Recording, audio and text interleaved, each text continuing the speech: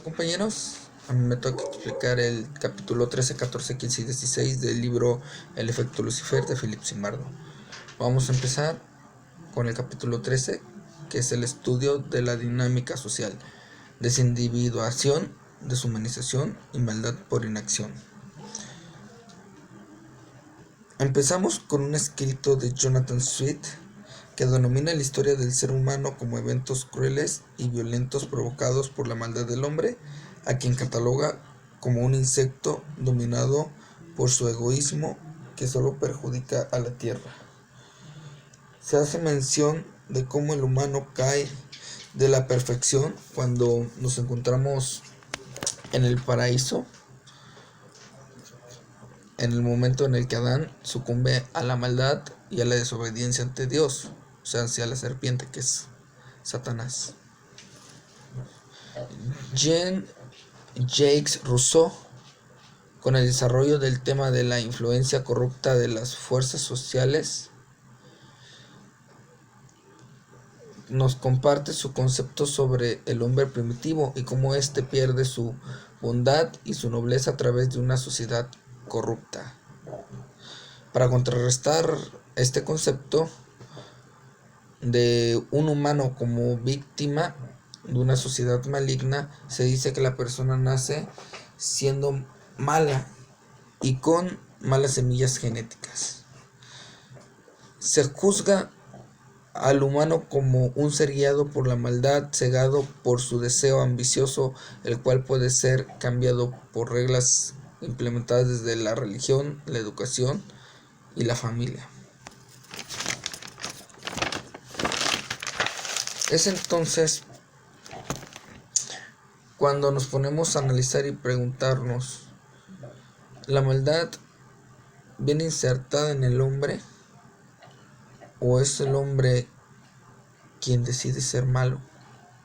Sabemos que múltiples factores como la sociedad, la cultura y la religión, la geografía, entre otras, influyen dentro de las plantillas o de las posturas que el humano puede tomar ante la vida.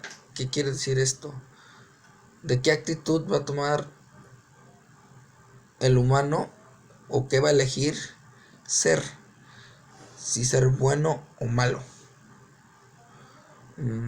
Vamos a pasar a analizar los conocimientos en los ámbitos de individuación, deshumanización y la maldad por inacción o pasividad del observador o circunstante.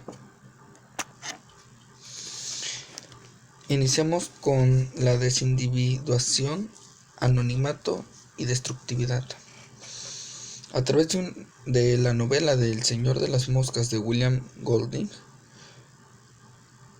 se denota un cambio de conducta de unos niños religiosos que al pintarse la cara, al modificar su estructura, no solo externa, su estructura externa física, cambia su conducta, puesto que repudiaban el asesinato y al momento de pintarse la cara, aceptan, gozan el acto agresivo, lo disfrutan al consumarlo. Y es entonces cuando nos preguntamos, ¿puede una máscara puesta en el exterior del humano modificar radicalmente la conducta?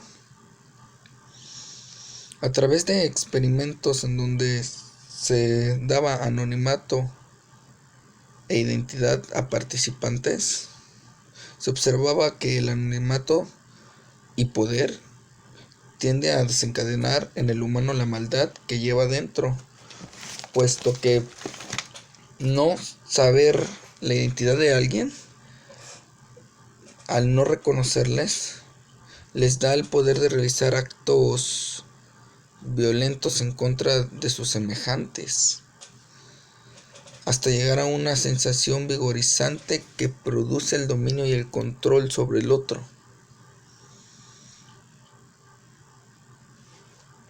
Sin importar si son personas con algún tipo de lazo afectivo o de su agrado. Cuando es del lado contrario, o sea, quiere decir que no existe, que no existe el anonimato, que están las personas reconocibles, se ve un efecto contrario, dando como resultado compasión, piedad y bondad a quien es sometido a algún acto que daña al otro. El anonimato libera esa conducta sin límites agresiva, más cuando se le da autorización a la persona de realizar un acto de maldad. La modificación de la apariencia es también parte fundamental para la liberación, puesto que se toma como una metamorfosis a otro ser, a otra persona. Quiere decir que el exterior sí puede cambiar, el interior puede cambiar la conducta.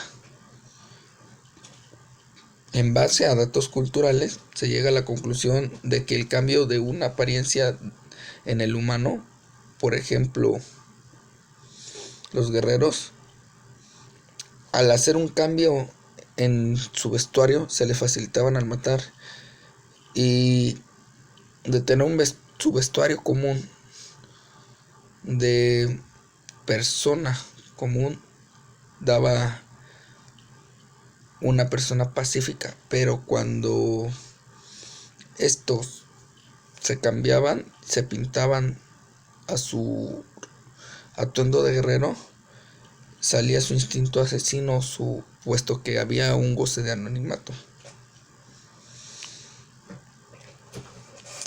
También la modificación de un actuar puede darse en base a la sociedad y a la presión que ésta influya dentro del individuo, dando por ende la aceptación de la violencia, lo que quita la culpabilidad dentro del mismo. Quiere decir esto, que pues efectivamente la presión impuesta a una persona va a hacer que ésta también actúe mal, actúe con maldad.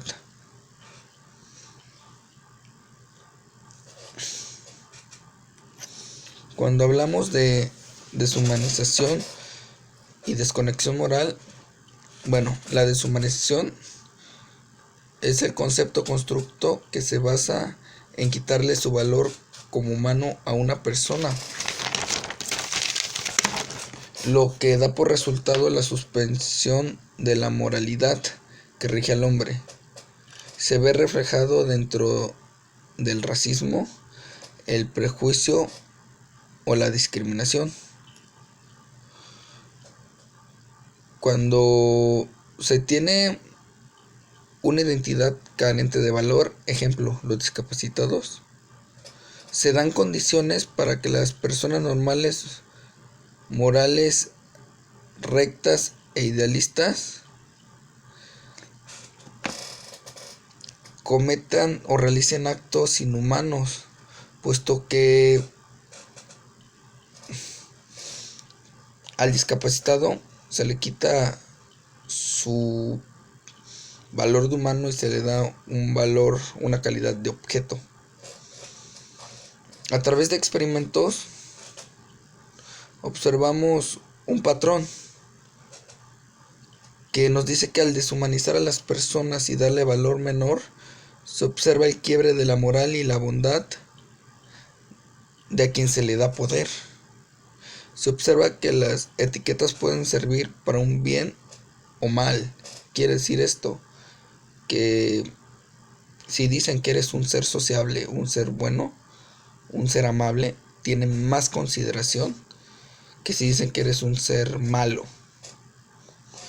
También nos habla de la desconexión moral. Esto se refiere a un modo de apagar o quitar la moral en ciertas ocasiones, situaciones y para ciertos fines, y ya después reactivarle. Cuando esta moral se desconecta es imposible distinguir entre lo bueno y lo malo y se redefine la conducta dañina a honorable. Se desplaza la responsabilidad personal de un acto. También se distorsiona o minimiza o se niega los actos, evadiendo o evitando creer en las consecuencias negativas que pueda tener la conducta. Debemos de recordar que no por entender la deshumanización la vamos a excusar. Quiere decir esto, que no porque sabemos que en qué consiste la deshumanización, que hasta qué fin puede llegar, vamos a decir que es correcto. Se puede dar una imagen deshumanizada a otro por medio de la propaganda. Este medio muy común utilizado por políticos, igual en grandes sucesos como en el nazismo, que a través de la propaganda se hizo la idea de los enemigos, como estos se les quitó su valor humano y les decían animales, y esto hacía más fácil la manipulación de las masas, y al mostrar un enemigo voraz y cruel que era altamente peligroso, es más fácil hacer que las tropas o que la misma gente elimine a ese enemigo, a ese peligro. Y para terminar este capítulo, vamos a hablar por último de la maldad por inacción o circunstantes pasivas. Si bien este tema no es muy difícil de entender por el título, pues obviamente al referirnos a la maldad por inacción, quiere decir a la ignorancia ante actos violentos que se presenten ante nuestra persona, ¿no? Esto quiere decir,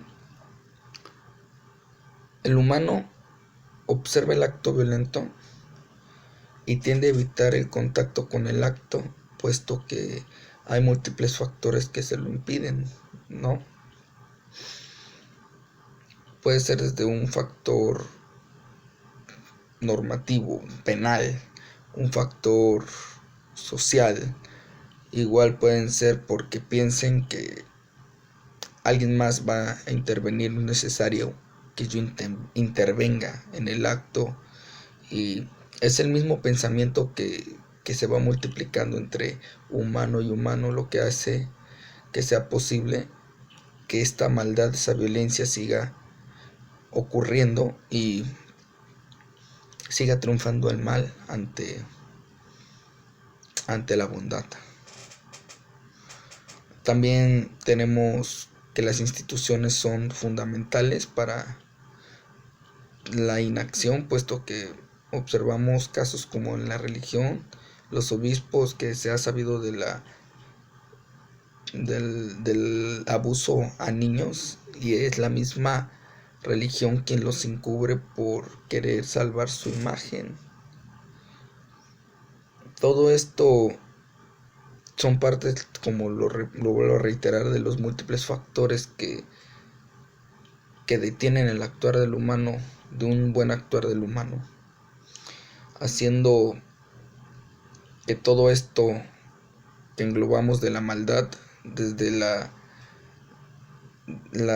desindividuación, la deshumanización y la maldad por la inactividad, hagan un conjunto para que, como ya dijimos, esta misma maldad triunfe.